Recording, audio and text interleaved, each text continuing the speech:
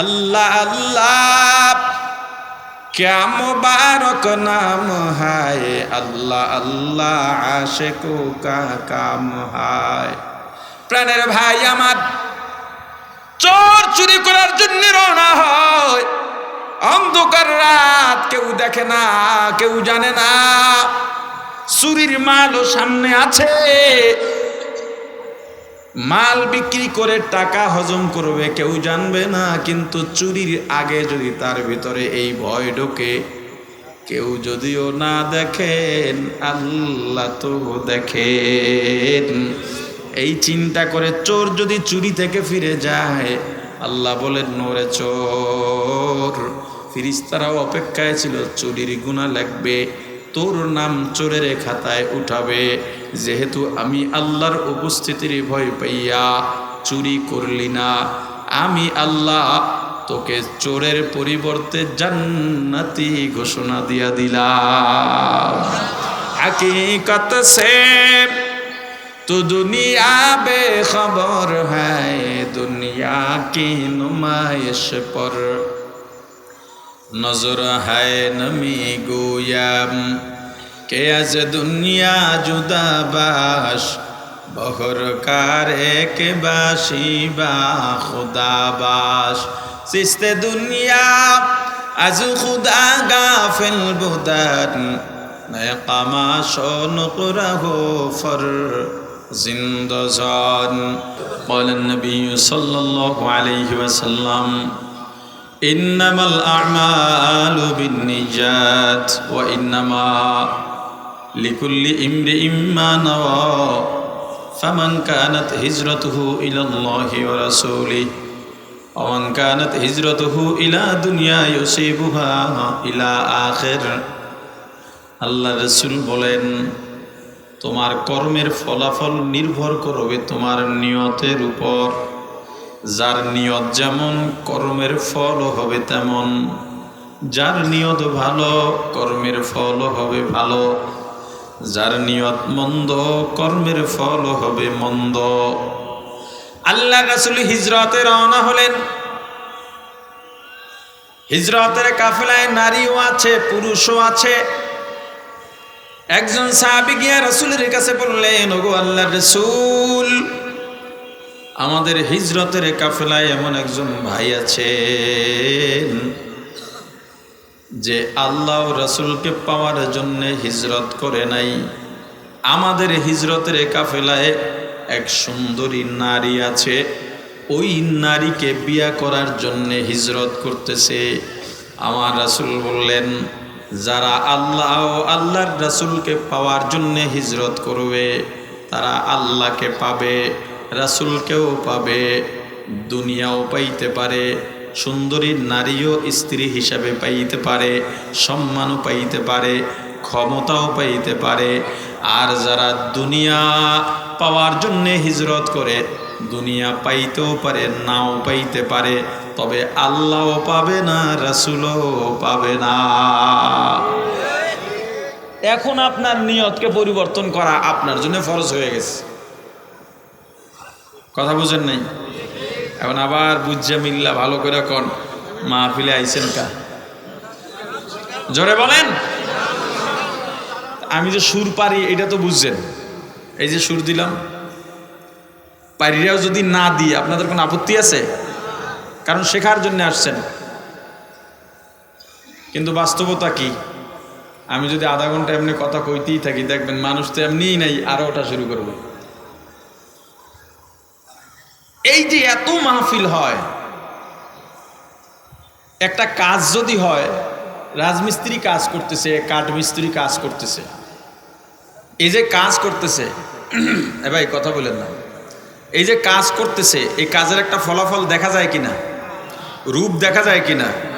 আপনি রাজমিস্ত্রির ইট বালু সিমেন্ট যা যা দরকার দিয়া এক সপ্তাহের জন্য ঢাকা গেলেন, কাজ আছে জরুরি, আসার পরে কি দেখবেন? খালি জমি ছিল, এখন একটা বাউন্ডারি হয়ে গেছে অলরেডি, ঠিক না? তাহলে ওয়াজেরও এরকম একটা দৃশ্যমান ফায়দা উপকার আমাদের দেখা উচিত কি উচিত না? কিন্তু আমরা আসলে দেখতে পারতেছি কিনা, এইটা হলো মূল গবেষণার বিষয়। আসলে কোনো ফায়দা দেখা যায় কিনা আমাকে বলেন। আপনাদের এলাকায় যে মসজিদ আছে, গত বছর থেকে এই বছর পর্যন্ত কয়টা মাহফিল হয়েছে আপনাদের এই মসজিদের এলাকায়? অনুমান বলেন। আর এই বছর কি, গত বছর এই দিন থেকে ধরেন তৈরি তো হয়ে যায়। এক বছরে কয়টা মাহফিল হয় আপনার এলাকায়? হ্যাঁ, একটাই হয়। এলাকায় আর কোনো মাহফিল হয় না। আর ওইটাই তো বলতেছি আমি, এলাকা বলতে কি এই শুধু এই জায়গাটা বলছি নাকি? তিনটা, আচ্ছা ধরেন তিনটা মাহফিল হয়। এবার আমাকে বলেন, এই মাহফিল কি শুধু এই এক বছরই হয়েছে না আগের থেকেই হয়? বিভিন্ন আলেম আসে কি আসেন না? এবার বলেন, আপনাদের মসজিদে ফজরের সময় নতুন মুসল্লি বাড়ছে কয়জন? দুই একজন যদিও বাড়ে, ওইটা হয়তো কোনো হক্কানি পীরের দরবারে গেছিল, না তবলিগে গেছিল, এই ওয়াজ দিয়া না। তাহলে মাহফিল দেওয়া ফায়দা কি?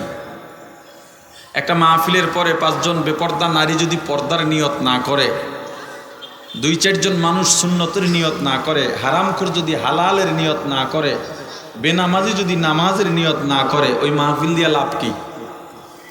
আমি আসছি আপনাকে জাগ্রত করবার জন্য, আপনার চেতনাকে জাগ্রত করবার জন্য, আপনার মরা কলবের দরজায় ধাক্কা দেওয়ার জন্য। আপনার মুসলমান বানাই তো আসি নাই, জান্নাতে পাঠিয়ে দেওয়ার জন্য আসি নাই, ওই ক্ষমতাও আমার নাই। এজন্য বলছি কথাগুলো ভালো করে শুনবেন। আমি এমনিতে অসুস্থ, মানে অসুস্থ ছিলাম, কেবল উঠছি, কাশি আছে এখনো। শেখার জন্যেই বসেন, আলোচনা অল্প হোক আর বেশি হোক এতে কিছুই যায় আসে না। অনেক জায়গায় আছে বয়ান করলে হুজুর একটু বয়ান করলো কেন, তুমি 2 ঘন্টা করলে কি বাইজিদ বোস্তামি হয়ে যাইতে নাকি? কিছু বাস্তব বিষয় আছে যেগুলো আমরা উপলব্ধি করি না। হযরত আদমকে আল্লাহ বললেন, ইহবিতু জামিয়া, তোমরা সবাই বের হয়ে যাও, জান্নাত থেকে বের হয়ে যাও। কেন? ফল খাইতে নিষেধ করছিলাম, ওই ফল খাইছো। এখন জেনারেল লাইনে 1 বছরের পর কত বছর হয়? জোরে বলেন। কিন্তু আরবি লাইনে 1 বছরের পর দ্বিবচন, 1 বছরের পর 2 বছর, এরপরে বহু বচন। বলেন, আরবি লাইনে আরবি গ্রামারে 1 বছরের পর দ্বিবচন, এরপরে, আর জেনারেল লাইনের গ্রামারে অভিধানে 1 বছরের পরেই বহু বচন। আরবির লাইনে যেহেতু দ্বিবচন আছে, বহু বচন আছে। জান্নাত থেকে আল্লাহ বাইর করলেন কয়জন? জোরে কে কে কে কে? আদম হাওয়া। তাহলে কয় বচন হওয়া দরকার? জোরে বলেন। 2 বচন হইলে আরবির ব্যাকরণ অনুযায়ী বলা দরকার ছিল ইহবে ত, তোমরা 2 জন বের হয়ে যাও। কিন্তু আল্লাহ বললেন ইহবে তু, এরপরে আবার বলছেন জামিয়া, তোমরা সবাই বের হয়ে যাও। বাইরেছে কয়জন? তা আরবি লাইনে 2 জন হইলে সবাই বলা যায় না 2 জন বলা যায়? আল্লাহ সবাই বললেন কেন? এই সব দিনই যে আল্লাহ দুনিয়াতে পাঠাইবেন এই আমরা, এই জন্য আল্লাহ বলে দিয়েছেন যত রূহ আছে সব জান্নাত থেকে আউট, দুনিয়াতে যাও, এরপরে নিজের কর্ম দিয়া আবার জান্নাতে আসো। এই জান্নাতে যামু কেমনে? এই জান্নাত দরকার আছে না নাই? আল্লাহ বলছেন ওয়ামা খালাকতুল জিন্না ওয়াল ইনসা ইল্লা লিয়াবুদুন,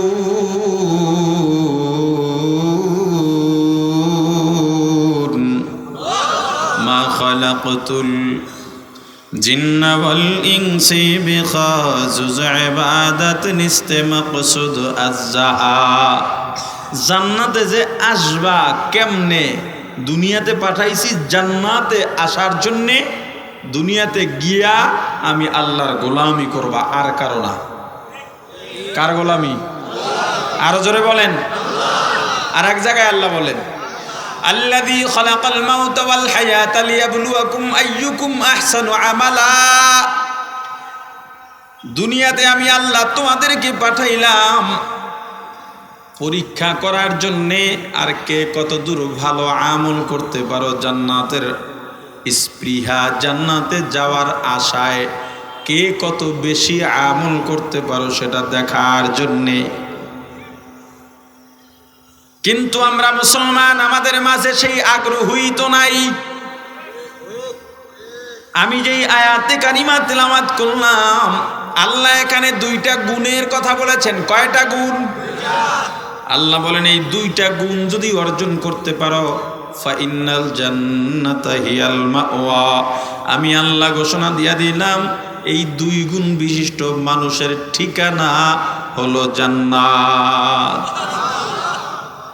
এখন জান্নাতেই যদি যাইতে চাই, আমি যেই দুইটা গুণের কথা বলবো আল্লাহ বলে দিয়েছেন, আমি শুধু সেটা নকল করব, আমার বানাইয়া বা নিজের রচনা করে বলার কোনো সুযোগ নাই, আছে?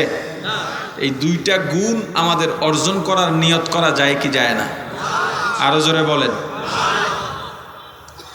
এক নাম্বার গুণ, আম্মা মান খাফা মাকামা রাব্বিহ, আল্লাহ করে কিয়ামতের ময়দানে আমি জিন্দেগিতে যা করেছি এটা নিয়ে আল্লাহর সামনে কেমনে দাঁড়াবো, এই ভয় গুনাহ করে না, এই ভয়টা ভেতরে থাকা। আর একটা আল্লাহর উপস্থিতির ভয়, আল্লাহ সব জায়গায় আছেন না নাই? আল্লাহ রাসূলকে বললেন, হাবিব আমার অবস্থান সম্পর্কে যদি আপনার কাছে কেউ জানতে চায়, আপনি বলেন ফাইন্নী করিব, আমি আল্লাহ অতি নিকটে। আল্লাহ কাছে না দূরে? জোরে, কতটা কাছে? এই জবাবও আল্লাহ দিয়েছেন, নাহনু আকরাবু ইলাইহি মিন হাবলিল ওয়ারিদ,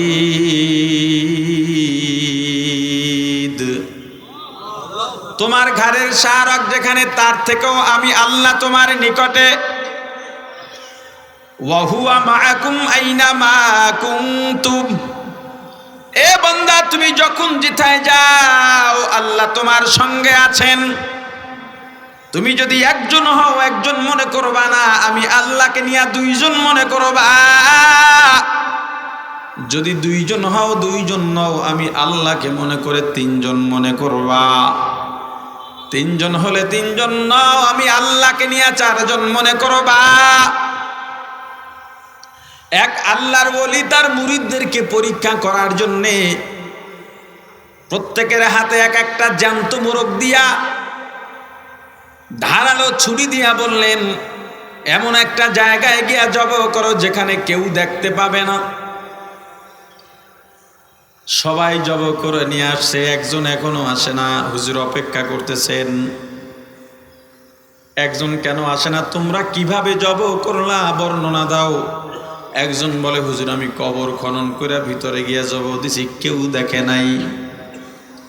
একজন বলে, আমি ঘরের দরজা বন্ধ করে জব করেছি, কেউ দেখে নাই।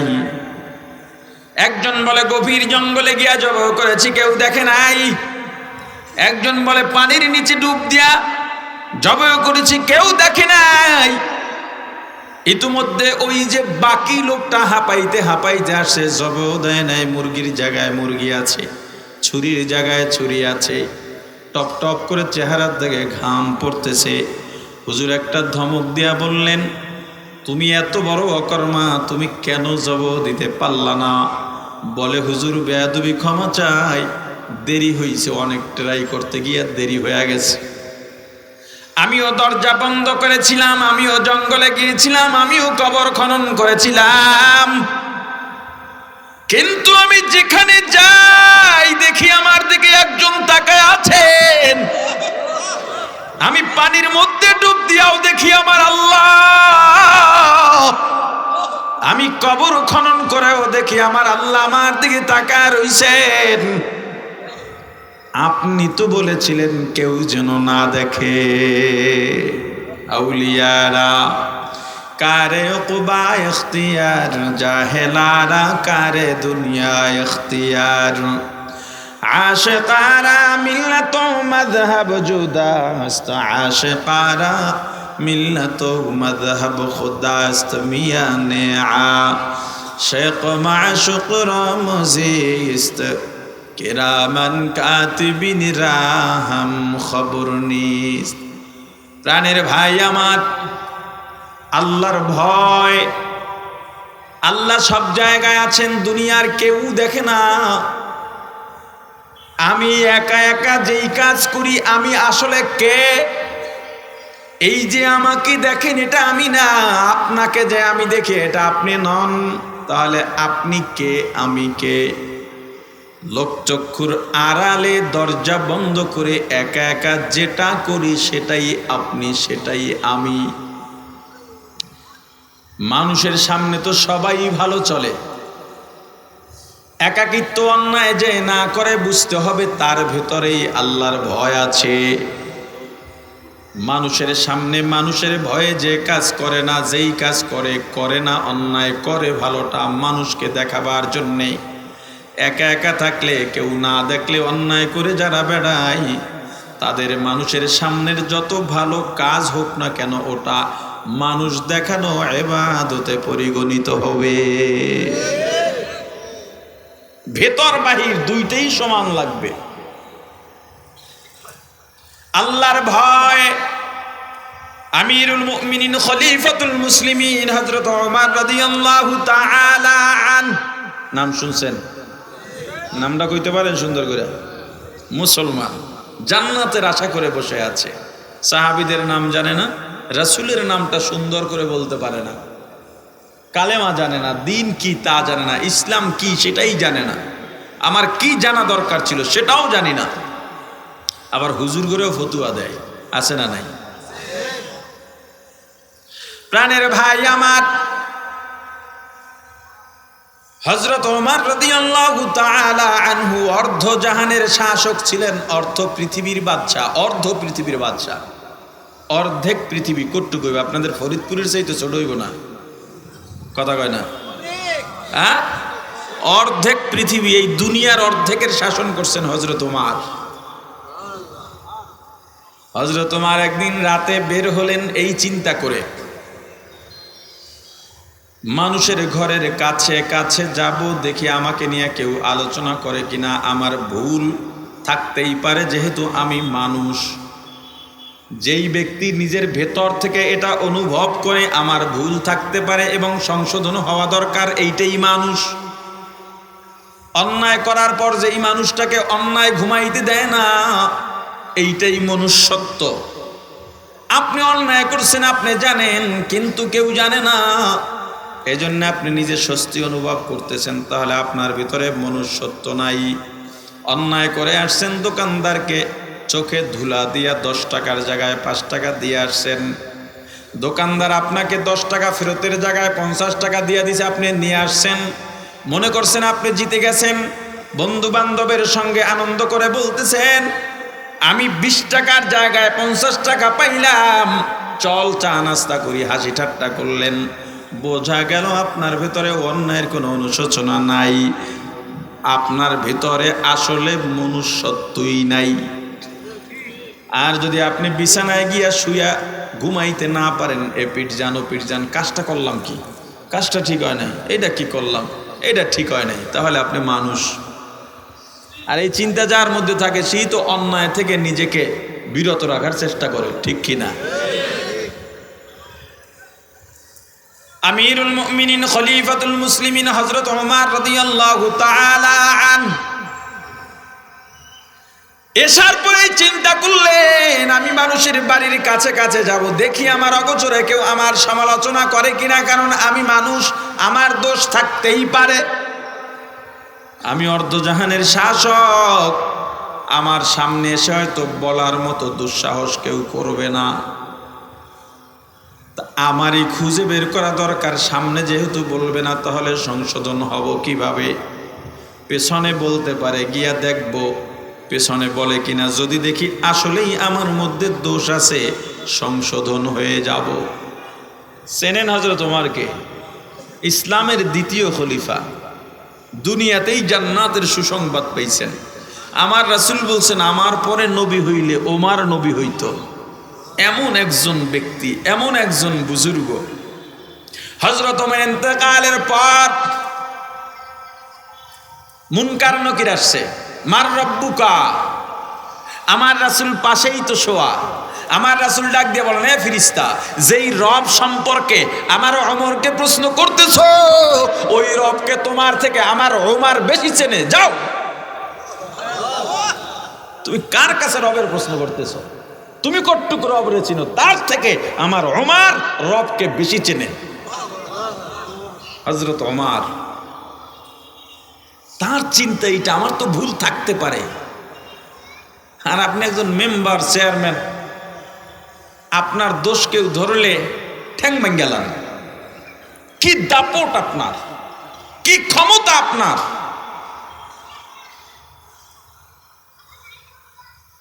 ক্ষমতা কখনো স্থায়ী নয়, কথা কয় না। একদল গেছে, আর এক দল নাচার কোনো কারণ নাই। শিক্ষা গ্রহণ করো, শিক্ষা গ্রহণ করো। সমস্যা কি? সমস্যা হইল একটু ক্ষমতা পাইলে মনে করে এই বুঝি আমি পাইছি, আর যাইবে না। এই বাংলাদেশের কেউ যা ভাবে না তা কয়েকদিনে হয়ে গেছে। হ্যাঁ, সাবধান, খুব সাবধান। নিজেকে সংশোধন করো, নিজেকে পরিণত করো।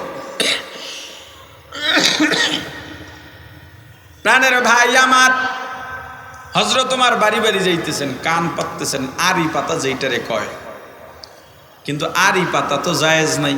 তো হযরত ওমর এত বড় বুজুর্গ হইয়া এটা কেমনে করলেন? আরি পাতা বুঝেন না? একটা ঘরে কি আলোচনা হইতেছে, গিয়া কান লাগায়, এটা জায়েজ নাই। কি নাই? অনেকের মোবাইলে অটো রেকর্ড আছে না, এটা জায়েজ নাই। আপনাকে এই ফতুয়া কেউ দেয় নাই, এটা আমি শিওর। একজনের সাথে কথা বলতেছেন, ফট করে রেকর্ড চাপ দিচ্ছেন, উনি জানে না, এটা জায়েজ নাই। বোঝেন আমার কথা? এইটাকেও আরি পাতা বলে। কোনো সরকারি এজেন্সি যদি অপরাধ দমনের স্বার্থে, তদন্তের স্বার্থে কারো রেকর্ড নেয়, এটা তাদের জন্য বৈধ আছে, যদি অসৎ উদ্দেশ্য না থাকে, কাউকে অপমান করার উদ্দেশ্য না থাকে। তাহলে হযরত ওমর এত বড় মানুষ কিভাবে আড়ি পাতলেন?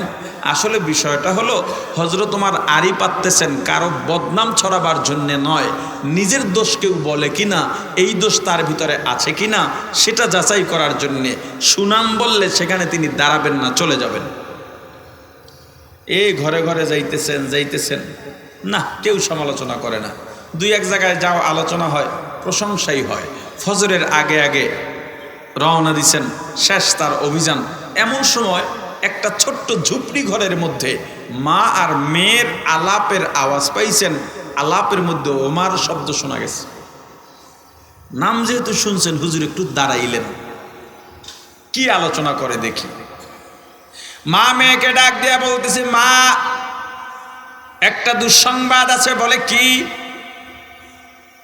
আমরা যেই বকরির দুধ দহন করে বিক্রি করে আমাদের সংসারের চাহিদা মিটাই, ওই বকরি আজকে দুধ কম দিছে। মা বলে, তাহলে তো সর্বনাশ, একজন কাস্টমার আমাদের হাত থেকে ছুটে যাবে, যেহেতু দুধ দিতে পারবো না। মেয়ে বলে, কি আর করার, উপায় তো নাই। মা বলে, উপায় একটা আছে। বলে কি? আজকের জন্যে দুধে একটু পানি মেরা দাও। এই দুধে পানি মিশাইয়া বিক্রি করার মতো বুজুর্গ আপনাদের এই ফরিদপুরের নাই। ওইটা বুজুর্গ না, বুজুর্গু, কথা কয় না। হ্যাঁ,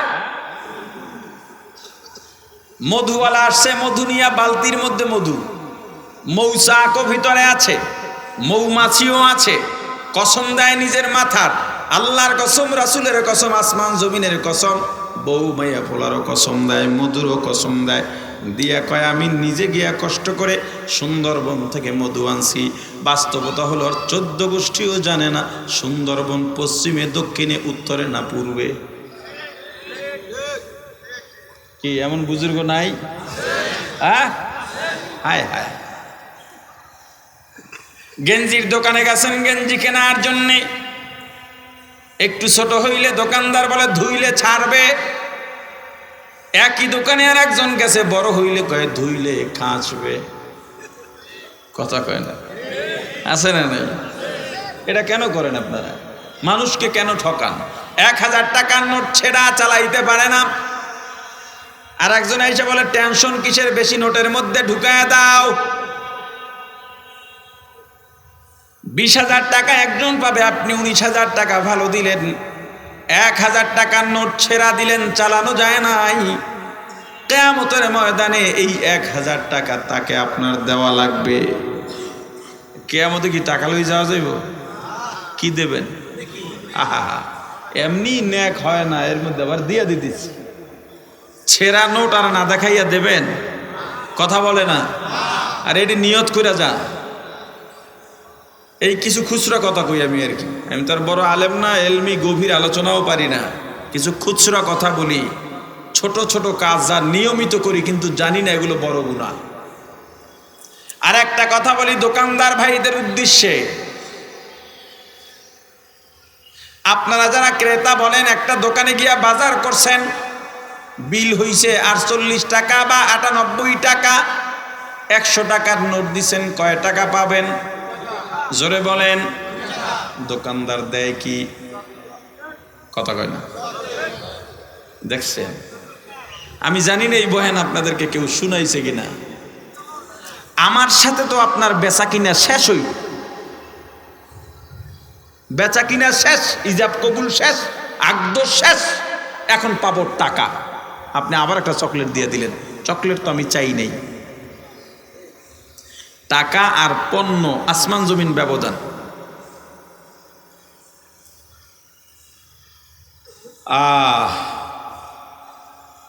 এখন আপনি বলবেন ঠিক আছে, আমি যদি মাইনেও নি, এই মুহূর্তের জন্য যদি মাইনে নেই, ঠিক আছে 2 টাকার বদলে আপনি চকলেট দিছেন, কিন্তু চকলেট তো 2 টাকা না, আপনার কাছে কিনি নাই আমি, টাকার বদলে দিছেন।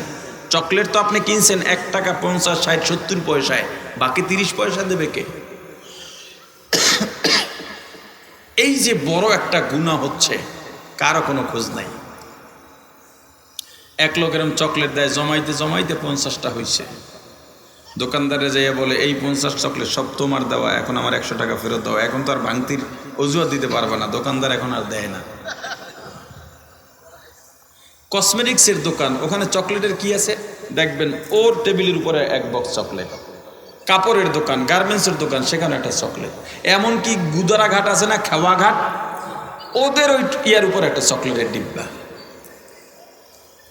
2 টাকা দিয়ে আমি চাইলে 2 টাকার প্রয়োজন মিটাইতে পারি, একটা ব্লেড কিনতে পারি, 2 টাকার মুড়ি কিনে খাইতে পারি, সুতা কিনতে পারি, সুই কিনতে পারি। আমি যদি একটা চকলেট নিয়ে একটা দোকানে গিয়া বলি চকলেটটা রাখো, আমাকে একটা ব্লেড দাও, দেবে নাকি? তাহলে আপনার কাছে পাবো আমি 2 টাকা, আপনি দিলেন চকলেট। এটা অন্যায়, এটা গুনাহ, এটা পরের হক নষ্ট করা এবং আল্লাহর অপছন্দের কাজ। দোকানদার যদি একটু মুখের অলসতা দূর করিয়া একটু প্রস্তাব দেয়, ভাই তোমাকে 2 টাকার বদলে আমি একটা চকলেটের অফার করলাম, তুমি চকলেটটা নাও 2 টাকার বদলে। ক্রেতা যে বলে ওকে ঠিক আছে, আর একটা ব্যবসা সম্পাদন হয়ে গেল, সোয়াবও হইল। এইটা বলে না। ক্রেতা যদি বলে আমি চকলেট নেব না, টাকা দাও, দরকার হলে মাল ফেরত নেন, তবুও চকলেট ছাড়া 2টা দেওয়া যাবে না। কথা কয় না? এটা তো দোকানদারের কথা কইলাম, এবার আপনাদের কথা বলা লাগে না, ব্যালেন্স করা লাগে তো। কথা কয় না? একটু ব্যালেন্স করে দিই। আপনি বাজারে গেছেন শাক কেনার জন্যে, এ মুরব্বী শাকের আটি কত? বলছে 15 টাকা। 10 টাকায় দেওয়া বলে হবে না।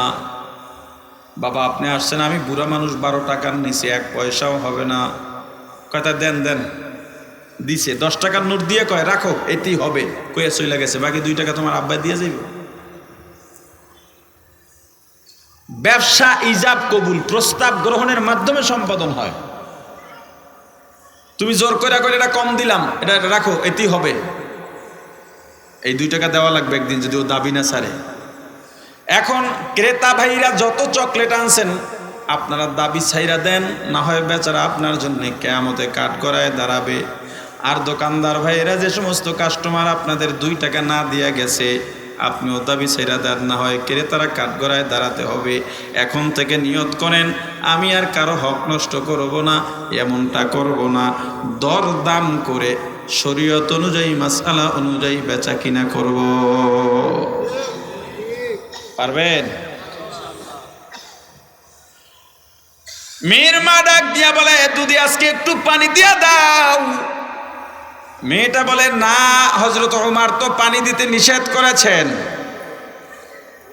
মা ডাক দিয়া বলে ওমর বলছেন আমিও জানি, কিন্তু এখন তো ওমর নাই, শুনবেও না দেখবেও না। ওমর আছে না নাই? সব তো শুনতেছে। মেয়েটা ডাক দিয়া বলে মা গো, ওমর যদিও নাও দেখে, ওমরের আল্লাহ তো দেখে। আল্লাহর উপস্থিতির ভয় হযরত ওমর চলে গেলেন, ফজর পড়লেন, তেলাওয়াত করলেন, জিকির করলেন, ইশরাক পড়লেন। এরপরে খবর দিলেন অমুক ঝুপড়ির মধ্যে একটা মেয়ে আছে, ওই মেয়েটা আমার পছন্দ হয়েছে, আমার ছেলের বউ বানাইতে চাই। বুঝছে আলোচনায় মেয়ের বাবা নাই, অর্ধ জাহানের শাসক, প্রস্তাব পাঠাইতেছে ঝুপড়িতে। মেয়েটা সুন্দরী না, কালো, বেটে না, লম্বা, তাও দেখেন নাই। পছন্দ করছেন কি লিগা? আল্লাহ ভীতির জন্যে। কিসির জন্যে? কথা বলে না। এ যুবক, তুমি কেমন মেয়ে বিয়ে করবা? দুনিয়ার বেশিরভাগ সংসারটা দুনিয়ার জাহান্নাম হয়ে রইছে শুধুমাত্র দিনদারি না থাকার কারণে। যেই সংসারে দিন আছে কত শান্তি গিয়া দেখো, শান্তির কোনো শেষ নাই। স্বামী ধমক দিলে হাসি দিয়া বলে ঠিক আছে আমার ভুল হয়েছে, শুধরাইয়া নেব। আর তোমার বউরে ধমক দেওয়ার আগে কয় এখনই চলে যাবো। গোলামের ঘরের গোলাম, কোন কি দেখে আমার বাপে তোর ঘরে পাঠাইছিল, কত পোলা আমার পিছে ঘুরছে। কথা কয় না? হায় হায়। তুমি যখন বিয়ে করবা তোমার কি দেখা দরকার? কথা কয় না? কথা কয় না? দিনদারি। কি আগে দিনদারি দেখবা, এরপরে মেয়েটা যদি সুন্দরী হয় আলহামদুলিল্লাহ, মেয়েটা যদি ধনী পরিবারের হয় আলহামদুলিল্লাহ, মেয়েটা যদি ক্ষমতাওয়ালা হয় সুম্মা আলহামদুলিল্লাহ। তুমি জিততে গেলা, ধনী না, টাকাও নাই, ক্ষমতাও নাই, সুন্দরীও না, দিনদারি আছে, তুমি জিতে গেলা। সুন্দরী দিনদারি নাই, সুন্দরী ক্ষমতা আছে, টাকাও আছে, সুন্দরও আছে, দিন নাই, কিছুই নাই। দিন নাই, কিছুই নাই। হযরত ওমর বললেন যাও ওই মেয়েকে আমার ছেলের বউ বানাও, প্রস্তাব নিয়ে যাও, দেখো রাজি হয় কিনা। চিন্তা করেন, অর্ধেক পৃথিবীর বাদশা কইতেছে রাজি হয় কিনা। তার এটা বলা লাগে? এটাকে বলে স্বাধীনতা, এইটাকে বলে ইসলাম। এই সবাই আমরা যারা আছি সবাই জানি, আমরা একজন হুজুরে যদি মেম্বার বানাই কাজ কি করতে পারবে জানি না, কিন্তু একটা চাইল ডাইল গম মারিয়ে খাইবে না, এটা সবাই জানি। এরপর ইমাম সাহেব যদি নির্বাচনে দাঁড়ায়, ভোট ইমামেরটার বড্ড পয়সাও জিততে রে, আর কেউ দেয় না। কথা কয় না? আসলে আমরাই চাই যে আমরা চোরের সমাজে বসবাস করি, এটা আমরাই চাই। আমরাই যে একটা জালেম আমাদের উপরে নেতা হইয়া থাকুক। বিয়ে হয়ে গেল, হযরত ওমর রওনা দিছেন। দরজায় এসে পুত্রবধূ দাঁড়াইছেন শ্বশুরকে বিদায় দেওয়ার জন্য। কি দৃশ্য! আর আমনের পোলার বউ আমনের তো সইতেই পারে না। হযরত ওমর ডাক দিয়ে বলেন মা, তোমার কাছে আমার একটা আবদার আছে, অনুরোধ আছে। বলে আব্বা বলেন। ও মা, আমি যখনই বাইরে বের হব তুমি দরজায় দাঁড়াই একটা কথা আমারে শুনাইবা। ওমর যদিও না দেখেন, ওমরের আল্লাহ তো দেখে। আল্লাহ আল্লাহ क्या मुबारक नाम है, আল্লাহ আল্লাহ আশিকো কা কাম হায়। প্রাণের ভাই আমার, চোর চুরি করার জন্য রওনা হয়, অন্ধকার রাত, কেউ দেখে না, কেউ জানে না। চুরির মালও সামনে আছে, মাল বিক্রি করে টাকা হজম করবে, কেউ জানবে না। কিন্তু চুরির আগে যদি তার ভিতরে এই ভয় ঢোকে, কেউ যদিও না দেখেন আল্লাহ তো দেখেন। এই চিন্তা করে চোর যদি চুরি থেকে ফিরে যায়, আল্লাহ বলেন নোরে চোর, ফেরেশতারাও অপেক্ষায় ছিল, চুরির গুনাহ লাগবে, তোর নাম চোরের খাতায় উঠাবে। যেহেতু আমি আল্লাহর উপস্থিতির ভয় পাইয়া চুরি করলি না, আমি আল্লাহ তোকে চোরের পরিবর্তে জান্নাতি ঘোষণা দিয়া দিলাম। हकीकत से तो दुनिया बेखबर है, दुनिया की नुमाइश पर नजर है नमी गोयाम के आज दुनिया जुदा बाश बहर कारे के बाशी बा खुदा बाश सिस्ते दुनिया आज खुदा गाफिल बुदन नए कमाशो नुकरा हो फर जिंदजान। दुनिया में हो दुनिया का तलब गार नहीं हो, दुनिया में हो दुनिया का तलब गार नहीं हो। बाजार से गुजर हो खरीददार नहीं हो, बाजार से गुजर हो खरीददार नहीं हो। जागा जी लगाने के दुनिया नहीं है, जागा जी लगाने के दुनिया नहीं है। ये इबरत की जाहे तमाशा नहीं है, ये इबरत की जाहे तमाशा नहीं है। আল্লাহর উপস্থিতির ভয় পাইয়া গুনাহ ছেড়ে দেওয়া, একে বলে মুত্তাকি। আল্লাহ বলেন মুত্তাকির জন্যে জান্নাত হলো ঠিকানা। 2 নাম্বার নাহান নাফসা আনিল হাওয়া, মনের খাহেসাতের বিরুদ্ধে কাজ করা। মনের বিরুদ্ধে কাজ করা নয়, মনের খাহেসাতের বিরুদ্ধে কাজ করা। খাহেস গুনার ক্ষেত্রে খাহেস ব্যবহার হয়। মনের বিরুদ্ধে যদি বলি, মন তো নামাজও পড়তে চায়, মনের বিরুদ্ধে গেলে তখন তো নামাজ বাদ দেওয়া লাগে। ব্যাপারটা এমন নয়, বরং মনের খাহেসাতের বিরুদ্ধে কাজ করা। মন চায় মিথ্যা বলতে, মিথ্যা বলার চিন্তাটা হলো খাহেস। চুরি করার চিন্তার নাম হলো খাহেস। এই এক কথায় গুনাহ করতে মন চায়, করব না। আল্লাহ বলেন ফাইনাল জান্নাতা হিয়াল মাওয়া। যারা গুনাহ করতে মন চায় এরপরও গুনাহ করে না, এদেরকে বলে পরহেজগার। আল্লাহ বলেন 2 নাম্বার গুণ, যদি পরহেজগার হতে পারো আমি আল্লাহ জান্নাত ঠিকানা বানায় দেব। এই 2টা গুণ, 1 নম্বরে মুত্তাকি হওয়া লাগবে, 2 নম্বরে পরহেজগার হওয়া লাগবে। আল্লাহ বলেন যে এই জান্নাত থেকে পাঠাইলাম, এই দুনিয়ায় মুত্তাকি পরহেজগার হইয়া যদি কবরের পথে রওনা দিতে পারো, জান্নাত থেকে গেছো আবার জান্নাতেই যাইবা। যতটুকু আলোচনা করেছি, আলোচনায় যত ভুল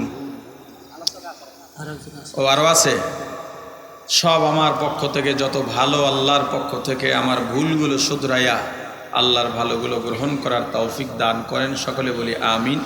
আপনাদের আলোচক আরও আছে, আপনারা কেউ যাবেন না, বসবেন। আপনাদের আবার আপ্যায়নের ব্যবস্থাও আছে, মাশাআল্লাহ। খাওয়া দাওয়া করে যায়েন। তবে যারা রাইতে ওইটা ফজর কাজা করবেন তারা এখনই চলে যান, আর যারা জাগনা থাকলেও ফজর কাজা হবে না তারা থাকেন। সোজা কথা বলে গেলাম। আল্লাহ তাআলা সবাইকে কবুল করেন। সুবহানাল্লাহি ওয়া বিহামদিহি, সুবহানাকাল্লাহুম্মা ওয়া বিহামদিকা আশহাদু আল্লা ইলাহা ইল্লা আনতা আস্তাগফিরুকা ওয়া আতুবু ইলাইক। আসসালামু আলাইকুম ওয়া রাহমাতুল্লাহ।